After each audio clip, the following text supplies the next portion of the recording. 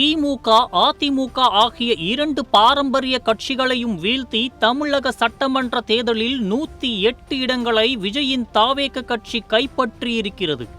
மே 5ஆம் தேதி நடைபெற்ற தாவேக சட்டமன்ற உறுப்பினர்கள் ஆலோசனை கூட்டத்தில் அக்கட்சியின் சட்டமன்ற குழு தலைவராக விஜய் தேர்வு செய்யப்பட்டுள்ளார்.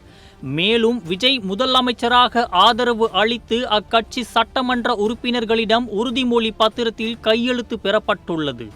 தொடர்ந்து மே 7ஆம் தேதி விஜய் முதலமைச்சராக பதவியேற்க இருப்பதாகவும் அவரது பதவியேற்பு விழாவை சென்னை நேரு உள் விளையாட்டு அரங்கத்தில் நடத்த திட்டமிட்டு இருப்பதாகவும் தகவல்கள் வெளியாகி இருக்கின்றன. இந்த நிலையில் இயக்குனரும் நடிகருமான எஸ்.ஜே. சூர்யா தான் சொன்னதில் பாதி உண்மையாகிவிட்டது என விஜய்க்கு வாழ்த்து தெரிவித்து இருக்கிறார். உங்கள் சத்யாவில் குளு குளு ஏசி ஆஃபர்.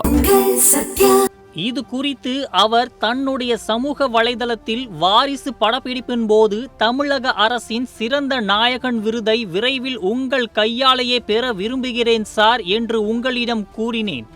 எனது வார்த்தைகளில் பாதி இப்போது உண்மையாகிவிட்டது.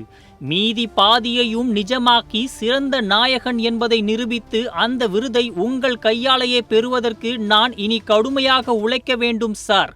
இந்த மாபெரும் வெற்றிக்கு விஜய் சாருக்கு மனமார்ந்த வாழ்த்துக்கள். இப்போது மிகுந்த குஷியில் இருக்கிறேன் என்று மகிழ்ச்சியுடன் தெரிவித்து இருக்கிறார்.